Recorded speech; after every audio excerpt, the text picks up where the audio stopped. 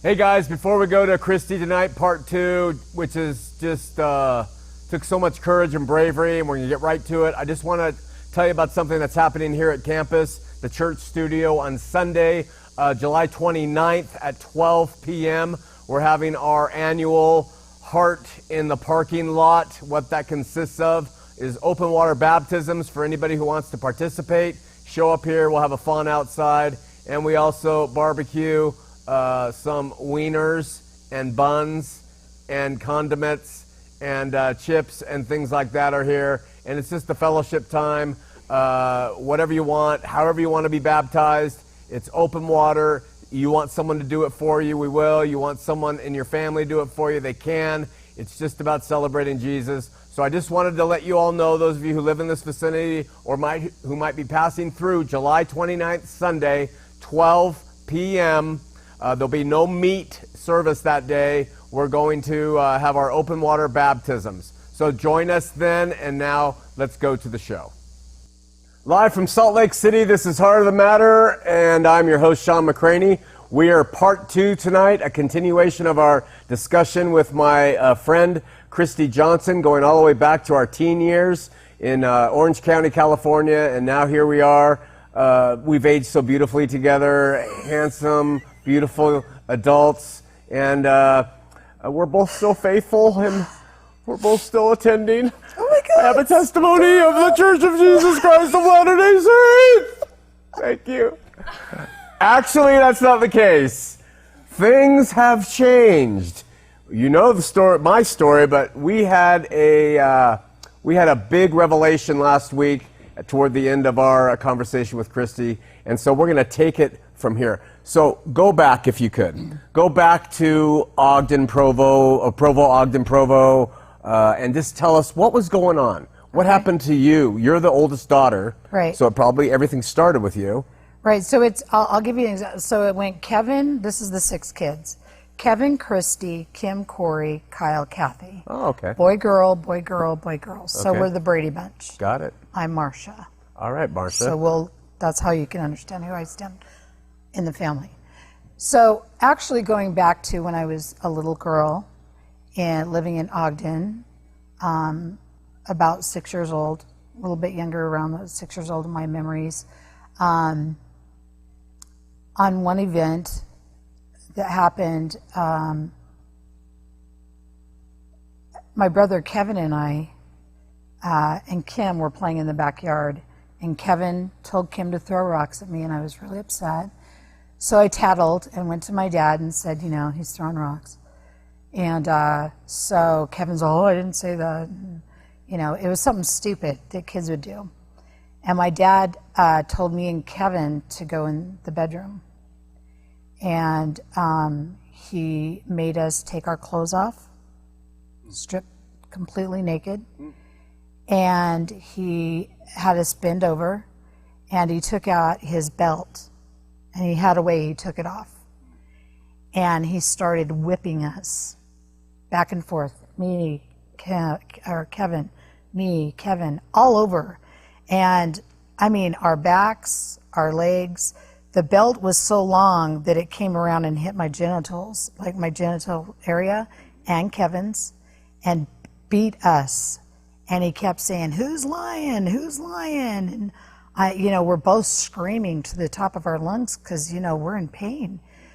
And he wouldn't stop. He was like enraged, and he was almost like happy about it. It was weird. He got some kind of pleasure from it. But I remember that being so horrible.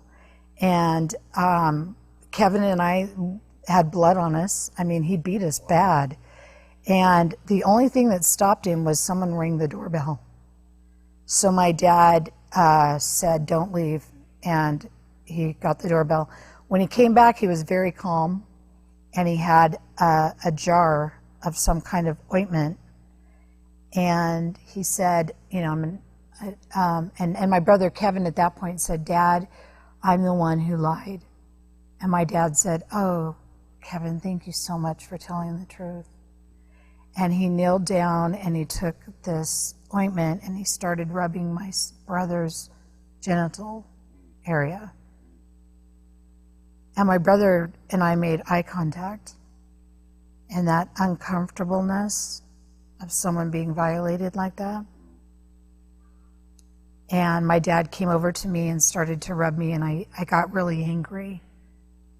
And I'm all, no, don't touch me. And my dad stopped, but then he went back to my brother and he just was rubbing his genitals. He didn't rub our backs, our legs, he just focused right on the genitals. And so that happened. And then Kevin and I shared a bunk bed downstairs, and I slept on the bottom, Kevin slept on the top. And my dad would come into our room at night, and he would be breathing heavily, and he would be wearing only his garments, his temple garments. And he would start touching my body and inserting fingers and things, and he sexually was molesting me. And then when he finished, he left the room, and Kevin would hang his hand down from the bunk bed so that I could hold it till I fell asleep. And that happened quite a bit. Did Kevin have memories of any of that as an adult? Kevin and I remember trying to talk to him once, and Kevin said, I have no memory from the time I was 12 and under. Wow. Literally no memory of his youth. And and nobody knows that Kevin and I were, it's in the thing that I was, but Kevin was as well. So anyway, my dad, this was a regular thing that he would do at night with me, come in and do stuff to me. And it always seemed like it went further, and it was always the same ammo garments. So my mom had talked to us. My mom had walked in. My little sister Corey had just been born and was a brand new baby, and my mom walked in, and my dad was molesting Corey as a newborn baby. Oh, and walked in on him doing that. Of course, that was upsetting to my mother, and I started acting out sexually. My mom had a best friend, and she had a son that was my age. We were both 6. And when he would come over, we would go in the bedroom, we would go in closets, behind the garage, and just go to town on each other. And I just thought it was normal, it felt great, didn't know anything different. We were in the closet one time, and my mom found us and, yelled and screamed at me and called me names and made me sit in this chair and tell her everything that happened and what was I doing, and it was all my fault, and and so, that's how the conversation about my dad started. Like, well, Dad does this, and why, that's bad, and so. You actually told your mom at that young age? Yes. Well, because I was getting blamed. I didn't know it was wrong. Sure. And so my mom said, too, that she had an idea that was going on, plus walking in on him with the baby, So she also talked to Kevin, and so we went to the bishop. My mom took us down to the church, but she went in and saw the bishop and met with him and told him what my dad was doing. And my dad was with the church education system at this point, teaching seminary. And so the bishop told her that it was hard for him to even comprehend that my dad would do something like that. And he said, that he will be fired and lose his job if this gets out. So you guys won't have money to take care of the family. And most importantly, it'll make the church look bad. This will be a bad thing for the church. And I'm going to ask you not to go to the police. And so she didn't go to the police. That's kind of the central theme. And that's the normal. That's the normal. That's the central theme with a big problem with what your story is that your mom was told to keep it in-house and don't go to the police. Yes. Yeah. One question, and it's a little early, but still I think it's timely. What do you think about what was going on in your mom's mind? Was she just overwhelmed with religious thoughts and ecclesiastical rightness? Well, she was a convert to the church, and she was very devoted to the church. I think my mom, and you'll know as I tell you more information, my mom was also abused by my father. So it was the Mormon culture, because she truly believed in the prophet, the church teachings, that the bishop was like a god. You do what he tells you to do. That's very serious. So I think at that point she had trouble in her conscience with protecting, and when I finally talked to her years later before she passed and got more details from her, she felt the weight of the world on her shoulders and did not know how to handle it. And, when she told me when my dad was signed on with the church education system, they're told specifically, you can't make the church look bad. That's why you don't hear of them ever getting divorced. You ever hear an institute teacher getting divorced or BYU? Yeah, that was just unheard of. And so of all people, they want to keep that very close. But yeah, she looked at the bishop as an authority of the church speaking on God's behalf. So I think she was conflicted. That's how she explained it before she died, very much.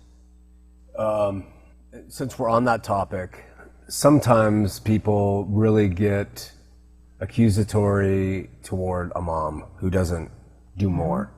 Right. And they're angry, and they even consider them participants. Yes. Yeah. Do you have that in you toward your mom? I do in a lot of ways, because I'm different than my mother. But I also know the inside of what happened to her. I think as she was dying, my mom never really liked me. When we were growing up, she always would make derogatory comments to me. I always should lose at least 5 pounds, or I should always, maybe you shouldn't act that way, maybe you should try to be a little more feminine, or, or she would make comments, just a lot of comments, and I'll tell you more as the story progresses what those comments were that let me really know that she knew what was going on. And so I had a lot of resentment towards her, and I was embarrassed, and I was angry that as a mother, I don't care what it would take. Me as this mother, I would live on the streets to get my kid away from an abuser. But that's me, and I'm not her. Sure. And so I made peace with that when she passed. And a lot of the information that I was unaware of her true knowledge of all of it, came out right before she died, while we were literally bathing her and taking care of her on her deathbed. And so after that information was given to me, I was angry. And I literally had to ask Heavenly Father to let me look at her as not my mother, but as a human being, so that I could continue to take care of her in a loving, respectful way before she passed. So when she passed, I made peace with that. That's really beautiful. So, Ogden, he's molested, he's molesting, the bishop's been told. Right after that, we moved to another house. Now it was weird because we're going to the same elementary school, which was Gramercy Elementary, and where I went to, I think, kindergarten, first grade, or kindergarten. What's weird is we were living in this house when I was 4 years old in Ogden. Then we moved to this other house when I was 5 and 6. And then we moved right after that was reported to my dad. Then all of a sudden we moved to this other house. So we're in another ward. And let me back up too. When I was living in the house when I was 6, my friend across the street died of leukemia. One of my best buddies, Charlie Bodley. And he died during that time. So I had to deal with the death of my little buddy. And was dealing with all this bull crap at home as well.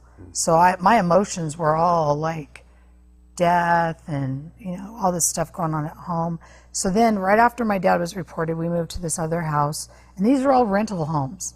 And I don't know about you, but moving is a pain. Oh. So you take all these children and all these belongings, and why are you moving around in this city and your dad's, you know what I mean? Like, it was weird. So all of a sudden he's at this other seminary building, and that's where I started to go to, I was told to go to the seminary building after school every day and be in his classes.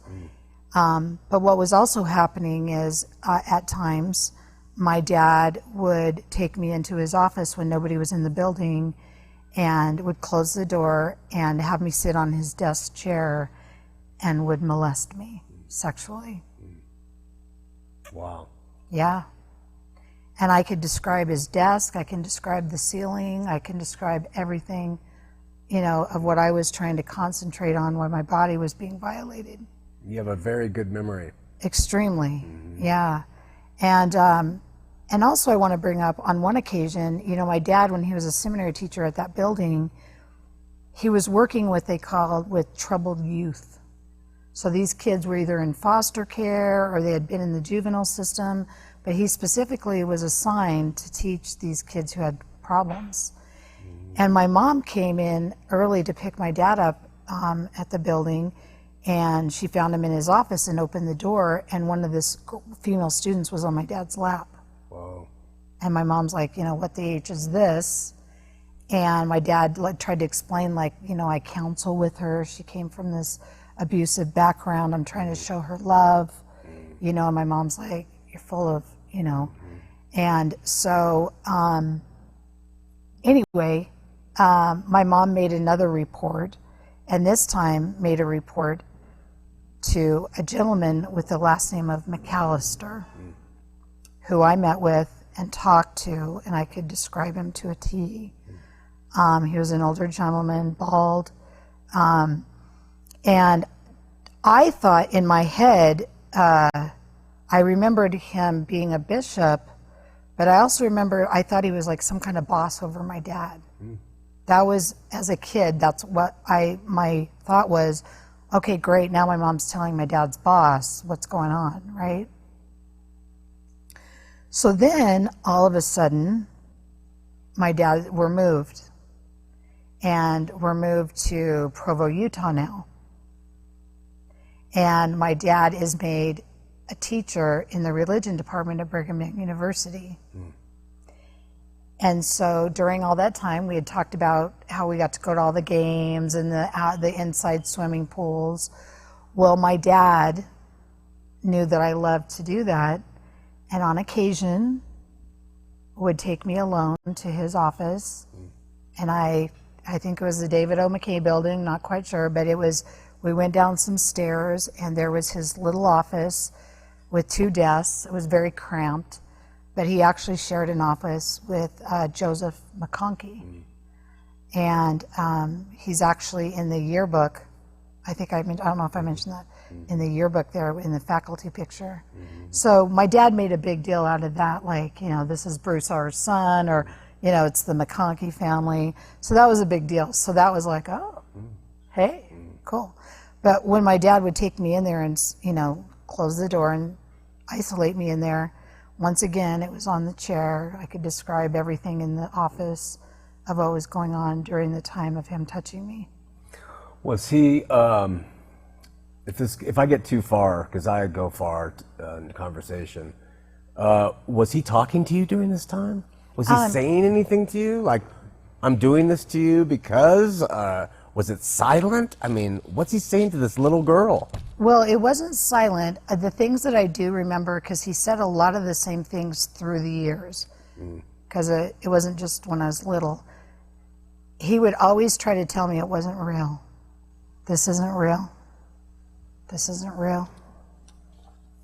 Oh, I just want you to know this isn't real. And so in my mind, I'm thinking, oh, then what is this? So, survivors have a way of going into either disassociation, or they try to concentrate on the ceiling, or, You know, you do anything you can to not be present in your body as it's being violated.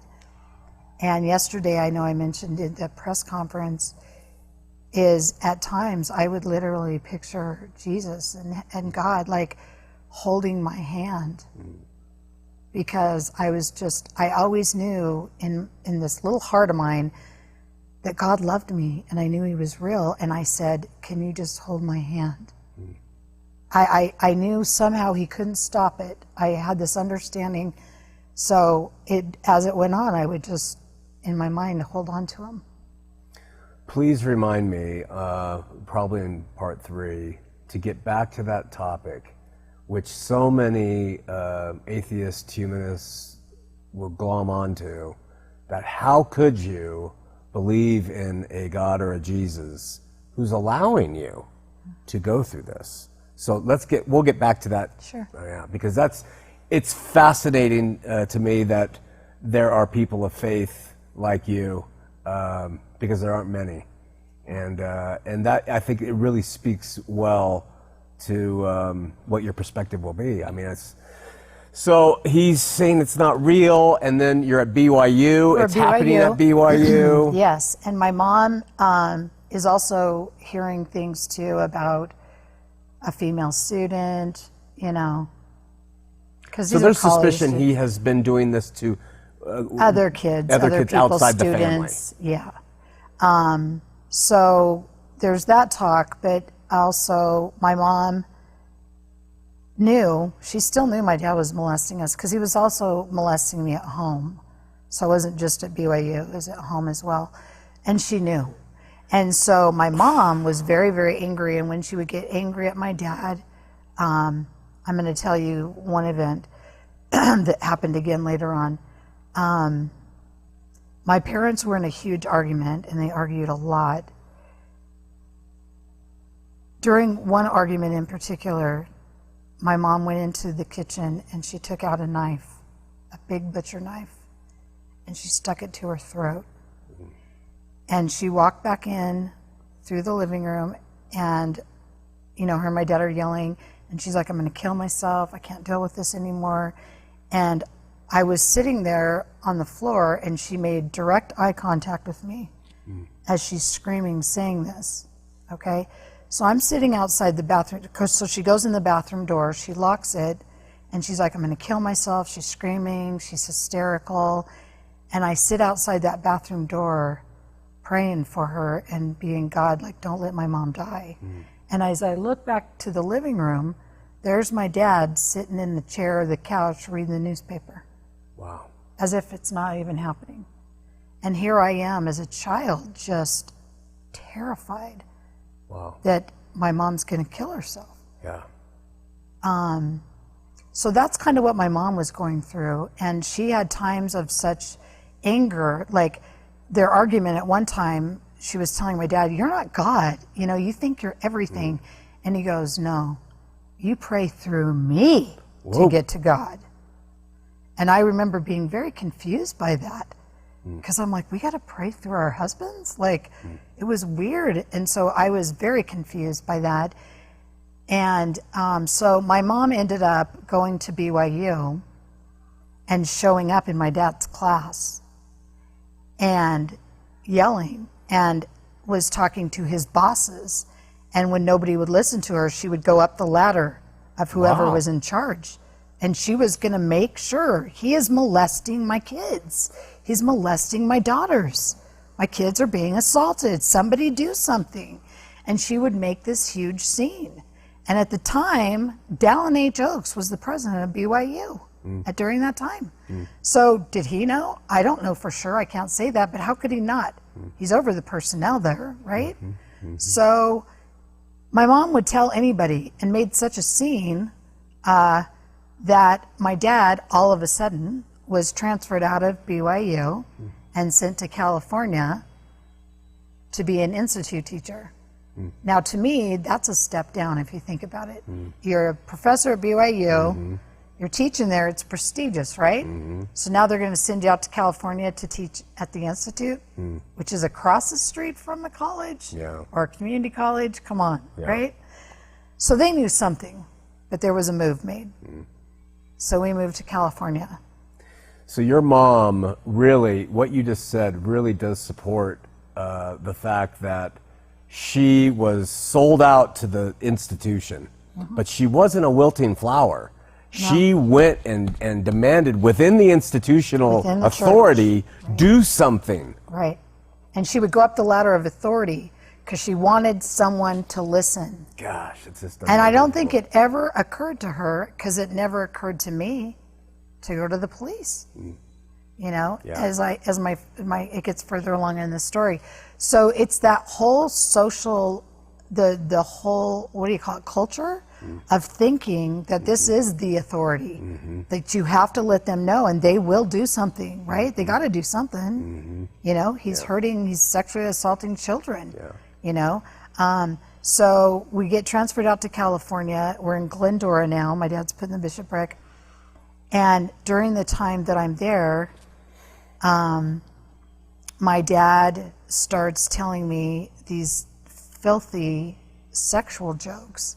And I'm only like, what, maybe 12 or 10 or 11 and 12, that age. And he tells me some really foul things that include babies and sexual stuff. And he's getting a thrill that I'm disgusted, like I'm almost vomiting. You know what I mean? And I'm thinking to myself, why is he telling me this? You know, well, what he was prepping me for was he started forcing me to perform oral sex on him. So he was prepping me for that with these stories. And so at that point in my life, I started to wet the bed. And I think I was in 6th grade at the time. So I started just peeing myself and wetting myself, and I was a mess. And I did not want to grow boobs. I didn't want to, you know, my mom's like, oh, you should wear a bra now, and, you know, you're going to start your period. And, you know, it was like, all, you know, let's put on some makeup. And I'm like, oh, no. I don't want to be a grown up. I do not want to grow up. And at one time, in my 6th grade year, my midway through, because I always had long, beautiful, dark, straight hair. My mom was enraged at one point and cut my hair to my head. Wow. Now she claims, oh, you have lice. But I think she was trying to make me unattractive to my dad. Okay. So she cut my hair to my head, and when it came out, started to grow out during the summer, it grew out really kind of kinky and fuzzy, so I didn't have that long, beautiful hair anymore. I had this fuzzy hair, and you can see it in my school picture, my 7th grade picture. It's kind of, I didn't know what to do with it, right? So I went from this cute little, you know. So that was very traumatic for me to lose my hair like that. And so I went into 7th grade, and, you know, and then my dad got transferred now to, let me back up. When we got transferred to Glendora, California, right, from Provo, Utah, my dad moved us out to Glendora, and then he went back for the summer by himself to Utah to finish up his doctorate. And then as soon as he's finished it up, he drove back out, got us in California, and we went to his graduation at BYU. And there's pictures of us, him getting his doctor's degree. And that was a very big deal. And then we came back to California. I found out years later, because my middle sister Corey would have been, well, I'm 6 years older than her, so if I'm 11, she's 5. Corey got a really bad infection in her vagina, like really bad. And my parents, you know, I would help bathe the younger kids, and they would tell me like, oh, you're probably like putting too much soap on her. And I was like, I don't think so. I'm not, you know, concentrating on that area. That's weird. And they go, yeah. And I remember seeing it. It was so inflamed. And my mom, we found out later, as I grew up as an adult, my mom said that my dad, when he got back from BYU that summer, came home with a sexually transmitted disease, a really bad one. So in my mind, I started putting 2 and 2 together and went, oh my God, he gave Corey something. because why would a little kid have that kind of an infection? So anyway, after that, we get to Westminster. And you're in 7th, 8th grade. I'm going into 8th grade. So we moved during the summer. We moved to Westminster, so I'm going into 8th grade. And when we go to the new house, all of us girls are sharing one bedroom. There's 4 bedrooms. So Kevin's the older son, so he gets his own bedroom, and we hated him for it. And I was jealous. And so then us girls all shared one bedroom downstairs, and we all had to share a queen-size bed. So I'm 13, I wake up in the middle of the night, and my dad is on this side of the bed, and he's in his garments, and he's unzipped my little sister's pajama robe, and he's molesting her, and he has his penis out, and he's touching her. And I wake up to this, and I'm, holy God, and I don't know what to do. And I'm frozen in complete fear, and I'm angry, and I'm trying to think, what can I do? What can I do? And so I pretended I was just waking up. Oh, what's going on? And my dad's like, oh, are you guys okay? Like, you were having a nightmare. Corey, are you okay, Kristy? And I was like, yeah, what's going on? Oh, I heard Corey screaming as he's zipping up her, And so the very next morning, I took the bed and I pushed it up against the wall. And I put a little lamp table there with a lamp. And my goal was to sleep on the outside and put the youngest one in the middle, and Corey, that he had molested, would now sleep against the wall. So if my dad was going to touch her, he'd have to go through me. So I spent the next couple of years of my life trying to stay awake at night to be prepared for him coming in the room. And so I could hear him, because their room was upstairs, so I'd listen for the stairs, and I could hear the creaks, so I'd turn on my light and read the scriptures. And as long as I was reading my scriptures, he wouldn't make me go back to bed. He'd be like, oh, you need to go to sleep. And I'd be like, doing a seminary project. Oh, all right. If it was homework, no, go to bed, but seminary. So that's what I learned. But I would wake up sometimes, and he would be, touching me and having me touch him. And I would be just waking up to that. And I would blame myself. Like, damn it, Kristy, you fell asleep. Darn it. Why, So I started discovering, okay, what can I do? What else can I do? I can't keep staying awake all night. So I got really sick drinking milk. So I decided to start drinking as much milk as I could at night to physically make me ill, so that stomach ache would keep me up, so that I would stay up on guard. And it worked. Wow. I would throw up and I'd stay awake, but I would be awake, right?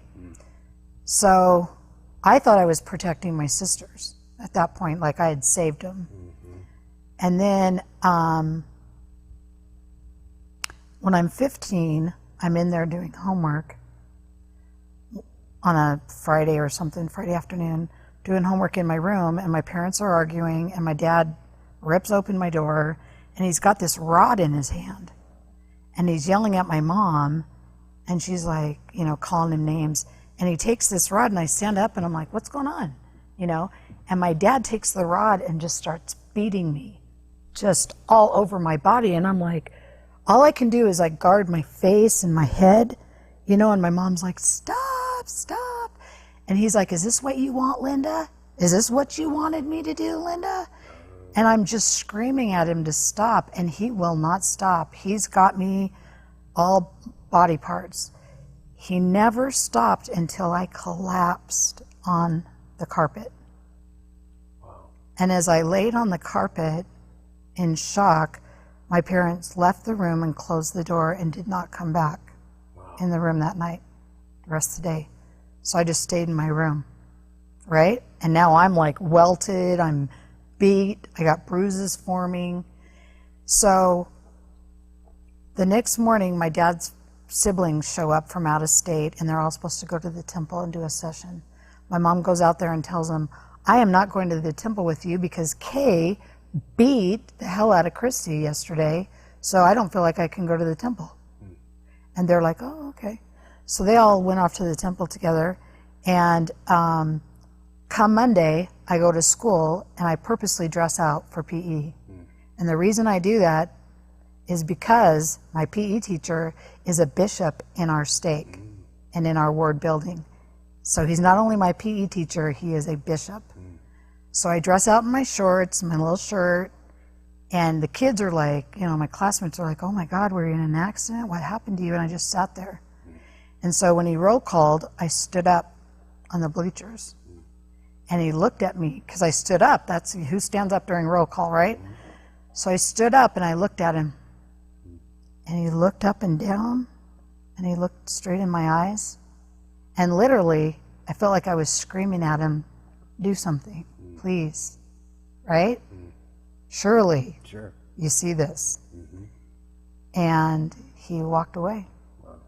He never once asked me what happened. He never as a teacher reported anything, and he never as a bishop reported anything.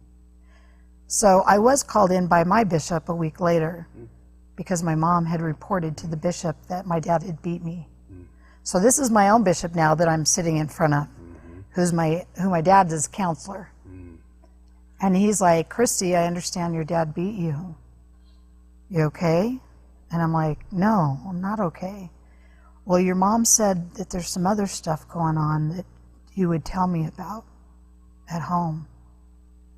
And I'm like, damn it.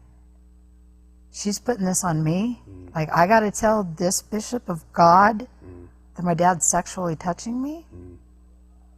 And I can't lie to him, right? Because he's God. He's a mouthpiece of God. So I'm like, yeah, my dad's been coming in my room at night, and he's been doing sexual things to me. Oh, Kristy, I know your dad. Are you sure? You're not dreaming? Are you sure you're not dreaming that? I mean, it's happening at night. You know that? No, Bishop, I know it's real. And he's like, I have a hard time with this. So I knew then, because I had already stood in front of the other bishop, that they weren't going to do anything. And with the way he reacted, I knew, I didn't even know if he would ever even talk to my dad. And literally, the mindset of ever going to the police never entered my mind because you went to your bishop. And later I found out that through my dad, that Bishop Anderson did take him aside. Oh. And you know what he told my dad? You need to clean up your act. Wow. And that's all. Wow. That was his big talking to. You may or may not have an opinion on this, but how do you think a man like your dad could get the PhD, could be so into the religion that he allows you to read your scriptures, that he allows you to come to seminary? He wants his daughter to be engaged in this religion that he obviously loves, and then justify the fact that he is molesting you and your sisters and doing heinous things in the eyes of God and man to his own family. What's going on in his mind? What do you think goes on in the mind of not only your dad, but also those who are around him, like the Bishop Anderson, who says, clean up your act, and just leaves it as that? No, he couldn't have done it. How are they handling this disparity between their evil actions and the holiness and righteousness of the church? It's hard for me to try to figure that out. Because I honestly, to me, these bishops, to me, they were good men. Mm-hmm. Like in any other thing, I thought that they were just good people. But I feel like they were misguided, but I also felt like they were following instructions on what to do. Mm-hmm. So whether they wanted to or not, I think they were being told, by the church, what the instruction was to how to handle things. Mm-hmm. In my own mind, my father, how he was able to do that, I think my dad's a narcissist. I think he had a very big idea of who he was. He said he got his doctor's degree for the very reason so that people would listen to him, And so he married my mom because she was beautiful, and it made him look good, you know. So us kids, we always had to be this persona that you met to the world, because these are my children, these are my property, these are, you know, we weren't looked at literally as children, like, daddy, you're my dad, you love me, you're going to look after me. You're actually the monster that we need protection from. How he did that in his brain, all I can come up with is the narcissism, but he had some really weird ideas when it came to like God the Father and Mary. You know, he gave several talks, and I remember one gentleman years later, told me it really bothered him every time my dad talked about it. But my dad frequently in his talks, he would give as a high council member or wherever, would bring up the fact that God the Father, how Jesus was the literal son of God and Mary, and that there was only one way he knew of to get pregnant. So he, in his mind, believed that God the Father, not an overshadowing of the Holy Spirit, but that God the Father had sex with Mary, literally his own daughter, and created Jesus. Which was propagated by McCraney, and it was talked about by Brigham Young, and so your dad wasn't far off from the doctrine at that time. And there was a lot of weirdos that taught, if you saw who taught with my dad at BYU, there's some guy with the last name of Aldris, and he was one of his colleagues there that he taught with. So there's some people there that had some really weird ideas, you know, that took things very literally, and like their interpretation of things. And so I think my dad, you know, with him calling me sis, you know what I mean? That was always weird to me. We'll get to what that means in a while. But, sis remark. Yeah, so. The thing that is just so disgusting is that God the Father created Mary, and then he had sex with her. So, according to my according to your dad. Some of the other people in the church, the leaders. So so that's the only thing that I could equate to, like, why he felt like he could do what he did to me and my sisters, you know. So so it, you know, after he did the beatings and I talked to my bishop and knew nothing was going to happen, I turned 16. And for a gift, I got my own bedroom. And, you know, we weren't allowed to have locks on our doors. So during that time, when I would take a bath in the bathroom, we had these fogged windows, and it faced our pool out in the back. Well, I caught my dad twice looking at me while I was taking a bath. One is he had etched a thing through the window so he could see in me taking a bath. The other time is I caught him through the doorknob that was always kind of broken and hanging there, and I caught him looking at me. And so I wouldn't take any more baths. I did showers only upstairs after that. And then his increase in coming in my room at night got more so that this time it got even more physical, what he was doing with me, because he had me all to himself. So I tried, I tried gaining a lot of weight because he didn't like people that were overweight. So I gained like 40 pounds and started gaining a lot of weight. And he left me alone for a little while, but then that didn't work. So then I thought, okay, I wake up and he's touching me. So, okay, in my head, I'm going to dress in not only a pair of pants and a sweatshirt, but I'm going to dress with pajamas, a robe. I'm going to dress with this, like socks. Like, I literally dressed a hood, you know, anything I could. I dressed like this big country man, or, you know, like I'm out in the wilderness trying to keep warm. And I would sleep up against my wall so that in the night I would wake up by him undressing me. Wow. So that was a way that worked for me for a little while, you know. But then that got to be too hot. And so I was trying always, like, how could I make this stop? You know, but I couldn't. And I finally remember after one of the yuckiest times I had with him, after he left my room, I got on my knees and I prayed the hardest prayer I'd ever prayed in my life. And I said, Heavenly Father, please don't let this be real. I don't want this to be real. Please don't let this be happening, you know. And I just, in my mind, decided at that very point that God was going to answer my prayer, and that when it started still happening, I was able to disassociate it and not even think about it. So at that point, I was off in another world, you know, because I could no longer dress heavily. I couldn't keep making myself sick. I couldn't keep gaining weight.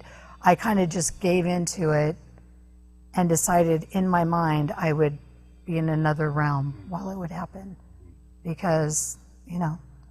All sounds very normal. It does now. Yeah. So that's how I survived. And then the last time my dad touched me, I was a senior in high school. And I was 18, and he came into my bedroom, and he grabbed onto my boobs and just shook them really hard and was going to town on them. And he's like, oh, it's time for breakfast.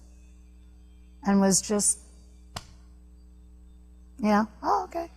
And that was the last time I remember. And, you know, he also did it in the car. Like when we were in the car, he'd put his arm around me, you know, and touch my boob and leave it there, hold it. And my mom sat right next and watched. She knew what was going on.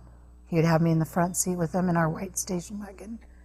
And so he became more brazen and blatant about it. So, you know, and then my middle sister Corey started acting out very sexually with guys. And then I left on my mission. Now, what happened when I said my sister attempted suicide, when she got back into the home, right, back home, she told one of her friends at school what my dad was doing to her. Her friend told somebody, and social services was contacted and went in, and this is all while I'm on my mission. So I had no idea. So social services went and met with my sister Corey and got her story. My brother Kyle and Kathy were called in. And Kathy at the time was like, I don't know, I don't think he's touching me. And they're like, well, what do you wear at night? You know, what do you dress like at home? You know, very specific questions, because Corey was always dressing very provocatively. We weren't allowed to wear bikinis, but Corey was. You know, there was a lot of stuff going on that was very different from the rest of us girls. So that all went on, but nothing happened with that. So then I came home from my mission. So. Did you ever feel like when you were going out with regular guys, dating, you mentioned that you dated with different guys, you went out. Right. Were you able to block all that out? Were you able to have normal, you know, kiss guys? Yeah. I mean, the first time I was at a New Year's Eve dance and this one guy French kissed me, I almost threw up, because I was like, ew, I don't need your tongue in my mouth. Like, it freaked Normal me out. girl reaction to the first time. Yeah. But that was funny. But no, I literally, in my mind, the way I survived it was that what is the word, Kim? Compartmentalized? Yeah, I have a problem with that word. But I was able to, like, put this over here and separate it. I never blamed myself for what was going on. It was just my body. And then this was my time. So I dated, and I dated some great guys, and, you know, was still looking for the one that I was going to marry, and, you know. You guys, I'm a witness to this on the side that was the normal side of your life, because seriously, when I saw a picture last night at the event of you when you were younger with your missionary tag, and I think I remember that picture from somewhere else. They may have put it up in the Ward House or something somewhere, and I saw it. Well, but literally, she had the persona of Molly Mormon. We're wheat grinding family that, you know, there's nothing wrong with us at all. Dad's CES, I mean, and you carried that. Now, Corey didn't carry that. Corey did not carry that at all. Wow. Corey, to this day, with what's happened to her, in fact, when we found out she was pregnant. Now, at this point in the conversation, some of you may be saying, well, you know, this is your story, and wow, you're just, I mean, this is the way the world works, as screwed up as we are.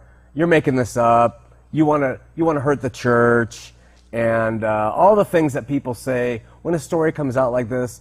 Just like when you were going to the bishops, oh, come on, Kristy, your dad wouldn't do that. And some of you are saying that in your mind. Did this really happen? Well, the bomb drop comes with this documentary that you have to see. The name of it is? Glass Temples. Glass Temples. How, and we're going to talk about that in our next segment, in our final segment together, but how can people watch this? I know, is it going to be shown in Australia soon? Yeah, what it is it's been shown in several film festivals. Okay. When you make a film, I guess you send it out to these film festivals, and then they eventually, hopefully, make it into regular theaters. So it started out as kind of like a docu-series where they wanted it to be larger, like maybe on Netflix, Hulu, something where you could see several hours of, how it builds. But for this right now, they chose Glass Temples to put it in a short film, which is like 30 minutes long. And so what was your question? My question is, how can people see it? Well, right now, with it being shown in film festivals, they're very, So I'm sure we're going to know soon. Right now, they're showing it where there's like the event last night, which surrounds other help groups where people can go, because it is a heavy film. Yeah. And people that are also victims need a place to talk to somebody. So they were very beautiful in providing all that when they showed that. And I'm hoping that we can get it to Orange County, California, in the heart of a lot of this stuff, where it can be shown there as well. So I know glasstemples.net is the website. Okay. And I'm hoping that at a future time that everybody will be able to see it, whether it's in a theater or they'll be able to see it on the website. Do you know what I mean? Yeah. Because I think it's important. It's very important to see vitally important. Yeah. And the reason it's important, in conjunction with what I just said about the skeptics, is, can you tell us what happens in Glass Temples in terms of your dad? Yeah. Which part? Like the letters and the... Well, my dad, when my mom died, well, the thing is, my dad never... he was excommunicated. So, and finally. When I was 23. And he supposedly confessed, in the church court. Now, the stake president wasn't going to do anything. He told my brother, Kevin, we don't think we're going to excommunicate him. My mom called the prophet. Whoa. Which was Ezra Taft Benson at the time. He, or someone from his office, called our home and told my mom he will be excommunicated. So anyway, then he got rebaptized, like within a year, I think. My mom divorced him. He married one of his students. When he got rebaptized, one of his students. When he got rebaptized, they put an annotation on his record that he's a danger to children. So then him and his new wife take off for Utah, right? Lehi, Utah, where they put my dad on the High Council. Wow. Even with his annotation. So all this stuff's going on. And my dad's got this new life. We're left behind. And how old was Kathy when he left? Yeah. I think she was like 13 or 14. Wow. So it had been a long time. Kim was on his mission. In fact, when Kim went on his mission, all this came out. He has his own story about how he was contacted by his mission president, because he's out in the jungles of Guatemala. Wow. So they have to send somebody out there to get him to get to a phone, where his mission president lets him know what's going on. And then by the time Kim gets home from his mission, my dad's been excommunicated. He's now remarried, and we're living in a different city, and our whole family dynamics has changed. Wow. And my dad had the audacity to have him and his wife send Kim Book of Mormons with their testimony in it for Kim to pass out. Lord. The El Libro de Mormon. Wow. Your dad sent letters to the 3 girls. Yeah, my dad sent us letters admitting to what he did. You see these letters in the film. So my dad's getting old, and he wanted to see us after my mom died and my brother died. And then he sent us letters saying, for several years I molested you. I don't blame you. You were completely innocent. It was all my fault. I take full responsibility.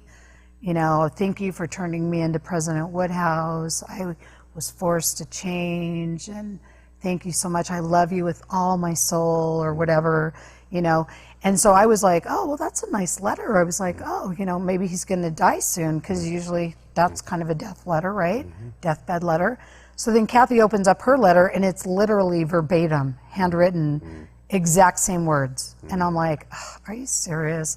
So then we read Corey's, and hers is basically the same thing, except, he says with her, I love you with all my heart.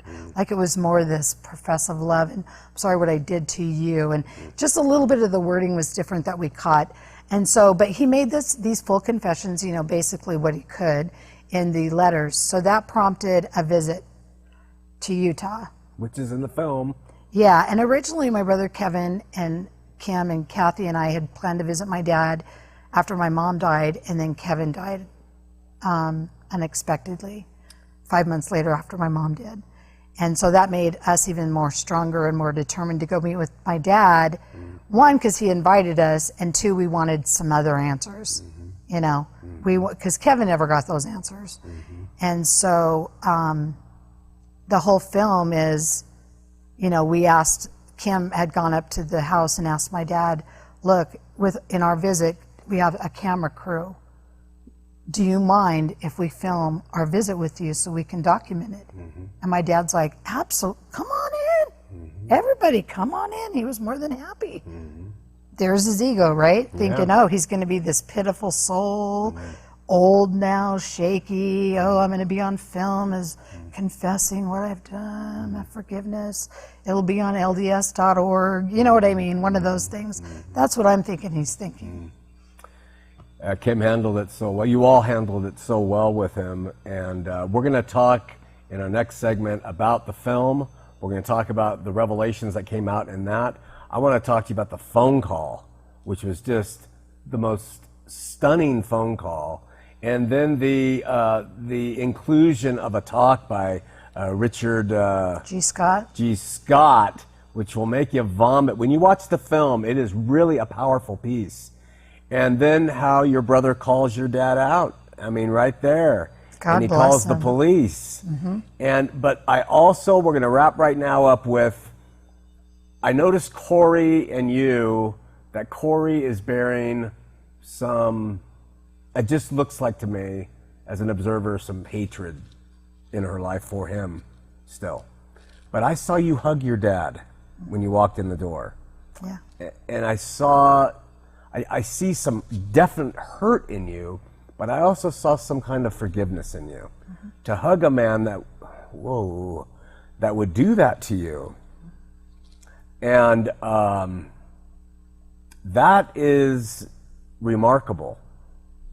So I would want to start off and talk about how that happens in your life. If you can speak for Corey, her heart, and then tell us about Kathy and what's happening with her. So grateful for you sharing all this. Thanks. My sister from way back. We'll see you next week here on Heart of the Matter.